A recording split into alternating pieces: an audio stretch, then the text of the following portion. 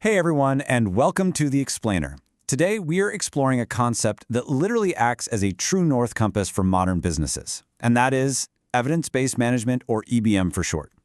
If you've ever felt like your organization is kind of just going through the motions, maybe doing agile on the surface, but totally struggling to adapt when things actually get chaotic, well, you are absolutely in the right place. Okay, let's dive into this. Ask yourself, are you just doing Agile, or are you actually delivering value? It's an incredibly common trap. A lot of organizations assume that just adopting a framework, like having daily stand-ups or moving sticky notes across a Kanban board, automatically equals success. But here's the thing, process alone does not guarantee you're building the right things. We really need to look much deeper than that. So here's the journey we're taking today. First, we'll diagnose number 1, the Agile trap. Then we'll navigate using number 2, the EBM compass. From there, we'll build number 3, the learning engine, shift gears into number 4, empowered leadership, and finally wrap up with number 5, the scaled fleet. Let's just jump right in.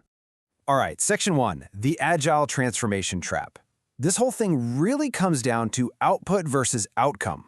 Let's look at why these massive disruptive Agile transformations so often just completely stall out.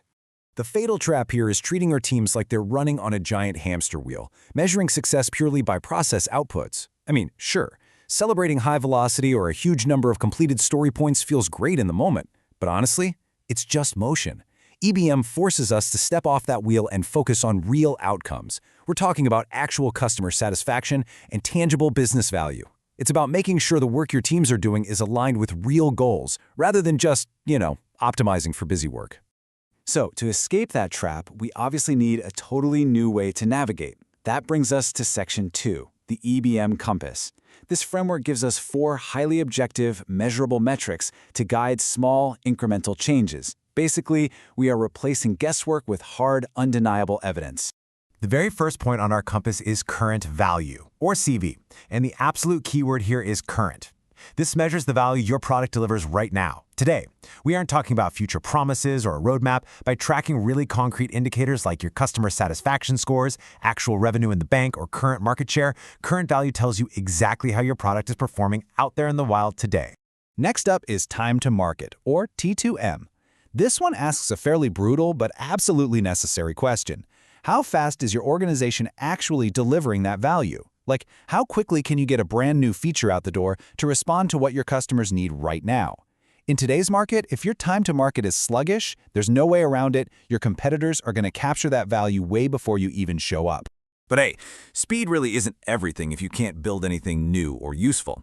And that brings us to your ability to innovate, or A2I. This metric is basically a giant spotlight for hidden barriers. If your teams are just suffocating under years of technical debt or tangled up in crazy bureaucratic red tape, your ability to innovate is going to plummet. Tracking this forces you to identify and wipe out those exact blockers so your teams can actually get back to creating. And this brilliantly illustrates our final metric, which is the ultimate gauge for future growth, unrealized value, or UV. This looks at the potential value that could be delivered but just hasn't been captured yet. Think about those totally untapped customer segments or highly requested features you just haven't built yet. Unrealized value points directly to your biggest growth opportunities and actually helps you justify the investment to go after them. Okay, so now that our compass is fully calibrated, how do we actually use this data to move forward? Well, welcome to section 3, the learning engine. This is all about driving continuous improvement through empiricism. Here is that core empirical feedback loop in action. Instead of making these massive, super risky assumptions, you start small with an experiment. Let's say your team has a hypothesis that a new button layout will boost user engagement.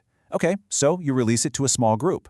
Step 2 is your feedback loop. You gather real-world data from those actual users. Finally, you make a decision. You analyze the EBM metrics from that test and adapt your strategy based entirely on empirical decision-making. You're completely removing that whole gut feeling approach from the equation. Now, to really embed this relentless learning into your company's DNA, you need some practical tools. First, it starts with retrospectives, but retrospectives that focus on concrete actions, not just sitting around complaining about what went wrong. You couple that with a Kaizen mindset, which means empowering every single employee to make small, daily improvements rather than waiting for some massive top-down overhaul. And you wrap the whole thing in cross-functional collaboration. Break down those silos so knowledge flows freely and innovation just sparks so much faster. But guys, here is the harsh reality.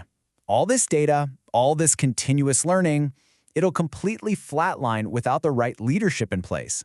So let's move to Section 4, Empowered Leadership, and see why a true cultural shift is literally mandatory. See, traditional leadership is heavy.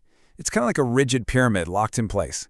It totally relies on top-down control, fixed plans, and obsessing over outputs, like how many hours someone logged at their desk. Agile leadership flips that script entirely. It's servant leadership. Instead of micromanaging, Agile leaders are out there actively clearing rocks out of the way. They remove obstacles, they provide resources, and they cultivate a culture of real trust where it is genuinely safe for teams to experiment, and yes, even fail, as long as it's in the pursuit of true business outcomes. Now, what's really interesting about this slide is how leadership accountability directly ties back to our EBM compass.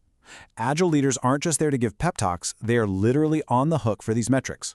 If the organization needs speed, leaders have to physically hunt down and remove the bureaucratic bottlenecks that are hurting time to market.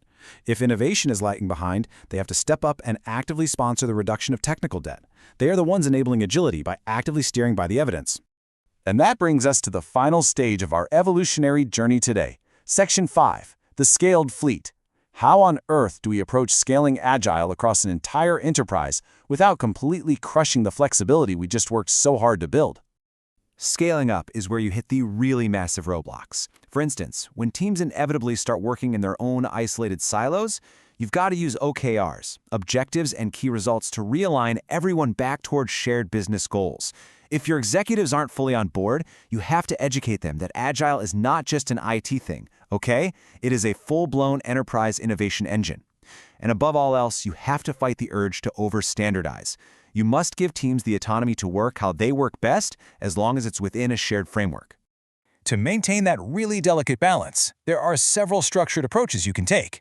For huge enterprises, they often lean on SAFe, the Scaled Agile Framework, which uses things like Agile release trains to coordinate massive fleets of teams. If you want a bit less overhead, less or large-scale Scrum decentralizes decision-making to keep Scrum's native simplicity intact.